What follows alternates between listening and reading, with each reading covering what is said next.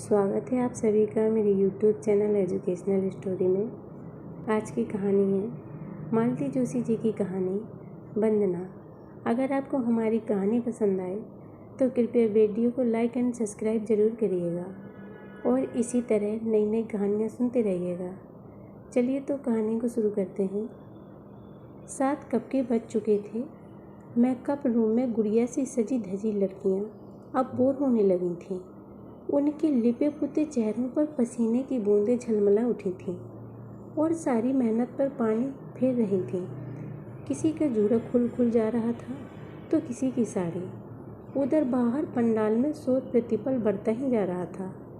औरतों की चीख पुकार और बच्चों की चिल्लपों से ऊपर उठकर सक्सेना सर की आवाज़ माइक पर गूंज रही थी। सज्जनों और देवियों, कृपया शांत रहें।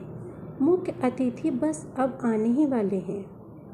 7:30 के करीब कहीं से सुनाई पड़ा, आ गए।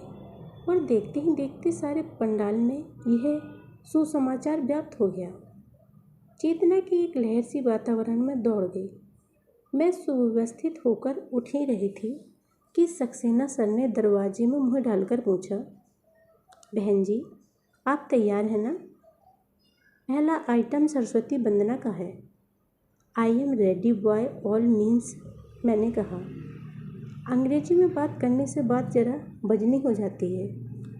मैंने पंडित जी को आवाज़ दी और जया और सुजाता को लेकर स्टेज की ओर चल दी। 4 दिनों तक मर खपकर बनाए हुए स्वर्ण कमल सिंहासन में किसी तरह सुजाता को बिठाया। एक बड़ी सी बीड़ा उसके नन्हे से हाथों में पकड़ाई। साड़ी का पल्ला सिर से खिसका जा रहा था। उसे हेयर पिन के द्वारा मुकुट में ठीक से खोस दिया। बार बार डर लग रहा था कि साड़ी में कहीं दाग न पड़ जाए, पिनों से छेद न हो जाए। यह जरी की कामदार सफ़ेद साड़ी मिसेज DSP की थी, जो उन्होंने 100 हिदायतों के साथ मुझे सौंपी थी, और वह भी सिर्फ इसलिए कि उनकी बेबी को अंग्रेजी ड्रामे में हीरोइन का पार्ट मिल गया था। सुजाता से निपटकर मैं जया के पास आई, पर वह पहले की पोज लेकर बैठ चुकी थी। फिर भी कुछ फिनिशिंग टच तो देना ही था। बड़ी बहन जी की लड़की जो थी, पंडित जी हारमोनियम पर बैठ चुके थे। उनके शागिर्द ने तबला संभाल लिया था। गाने वाली लड़कियां माइक के पास आकर बैठ चुकी थीं। सक्सेना सर हाथ में सीटें लेकर पर्दे के बीचों बीच खड़े थे, एक सम्मिलित सी प्रतीक्षा के धड़कते छड़ते हुए। बाहर मुख्य अतिथि का परिचय दिया जा रहा था। बड़ी बहन जी बड़ी ही अलंकारिक शैली में उस महान व्यक्तित्व का परिचय दे रही थीं। उन्हें अपने बीच पाने के सौभाग्य का बखान कर रही थीं और मैं अतिथि महोदय के बारे में अटकलें लगा रही थी। अभी कल तक कोई भी नाम निश्चित नहीं हो पाया था। आज ही यह मान्यवर व्यक्ति कहाँ से पकड़ में आ गया। जया बिटिया को बुलाओ थे। चपरासी ने नेपथ्य से झांककर कहा, कौन बुला रहा है? कह दो अभी नहीं आएंगी। मैंने झुंझला कर कहा। गुस्से में मैं और भी बड़बड़ा जाती, पर मिस्टर राजवीर को देखकर चुप हो रही। अपने बूट चरमराते हुए वे सीधे स्टेज पर आ धमके और जया का हाथ पकड़कर बोले, 1 मिनट बाहर चलो तो बिटिया। आप इसे कहाँ लिए जा रहे हैं? अभी कार्यक्रम शुरू होने जा रहा है। मैंने मरीसी आवाज़ में प्रतिवाद करना चाहा, पर मिस्टर राजवीर जिस तरह आए थे उसी तरह दंदनाते चले गए और साथ ही जया को भी ले गए। यह भला आदमी पता नहीं अपने को क्या समझता है, मैंने जल भुनकर कहा।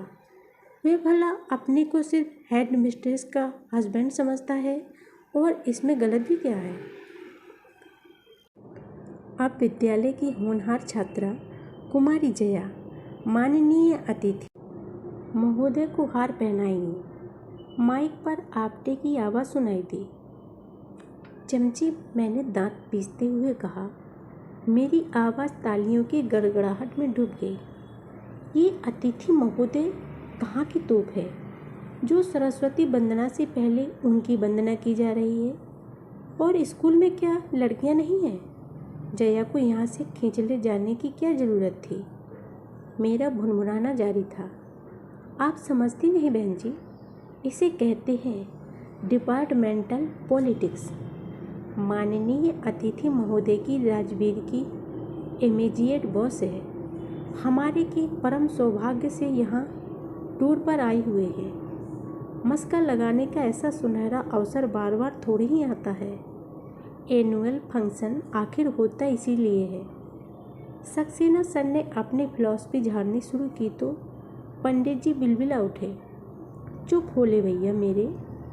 बहन जी कब से कम आप तो कुछ समझदारी से काम लीजिए। 4 माइक लगे हुए हैं, बाहर तक भनक भी पहुंच गई तो बस। आप लोगों का क्या है, आज़ाद पंछी हैं। मैं लेकिन बेमौत मारा जाऊंगा। घर में 2 लड़कियां बिहाने बैठी हैं। इतना गुस्सा आता है पंडित जी पर, जब देखो अपनी लड़कियों का रोना लेकर बैठ जाएगा। ईश्वर भी पता नहीं कहाँ छुपा बैठा है।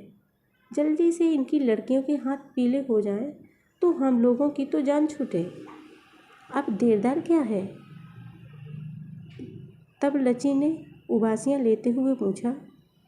उसकी उंगलियां कत्थक के तोड़े बजाने के लिए मचल रही थीं। पंडित जी ने फिर एक बार आंखें तरेरकर उन्हें देखा और चुप हो रहे। बड़ी देर से दबाई हुई तंबाकू की तलब पर अब उनका नियंत्रण न रहा। जेब से बटुआ निकल आया और हारमोनिया पर ही सारा साज बिछाकर वे छालियाँ कतरने लगे। लीजिए बहन जी। मशीन की तरह कटी हुई सुपारी मेरी हथेली पर रखते हुए उन्होंने कहा। सुपारी बाद में खाइएगा बहन जी, पहले अपनी सरस्वती को संभालिए। सक्सेना सर ने तो मुझे चौंका ही दिया। सुजाता सचमुच ऊँघ रही थी। हाथों की बीड़ा एक और लुढ़क गई थी और उसकी खूंटियों में गले का हार उलझ गया था। टॉर्च की रोशनी में किसी तरह सब ठीक ठाक किया। उसे जरा डपट कर ठीक से बैठने को कहा। यह तो गनीमत थी कि साड़ी सही सलामत थी। उसकी जरीदार बॉर्डर को ठीक से फैलाते हुए सुजाता की मम्मी पर कोफ्त हो रही थी। एक साड़ी भी ना निकली बेचारी के पास। और क्या आधा से जवाब दिया था। हाय बहन जी, हम लोगों में तो सुहागिनें सफ़ेद साड़ी छूती भी नहीं। अब जया कहाँ मर गई, मैंने मन ही मन कहा। पर जैसे टेलीपैथी के जोर से ही जया दौड़ती हुई स्टेज पर दाखिल हुई। साड़ी जो पीताम्बर की तरह बांधी हुई न होती तो उसका गिरना निश्चित था। इतनी देर कहाँ लगा दी तुमने? हार पहना कर लौट आना था ना। अब यह सांस घोंकने की तरह चल रही है। ठीक से नाचते भी ना बनेगा तुमसे। डांटते डांटते मेरा स्वर रुआंसा हो गया था। 15 दिन की मेहनत मिट्टी होने को थी और यह ढीठ लड़की मुस्कुरा रही है। अपनी माँ के साम्राज्य को वह खूब पहचानती है और हमारी औकात को भी। पंडाल एक बार फिर तालियों की गड़गड़ाहट से गूंज उठा। भाषण शायद समाप्त हो गया था। अब आज का कार्यक्रम सरस्वती वंदना के साथ प्रारंभ होता है। बड़ी बहन जी ने माइक पर घोषणा की। सक्सेना सर ने सीटी बजाई। पर्दा धीरे धीरे सरकने लगा। पंडित जी ने हारमोनियम संभाला और लड़कियां गा उठी। वीणा वादिनी वर्दे।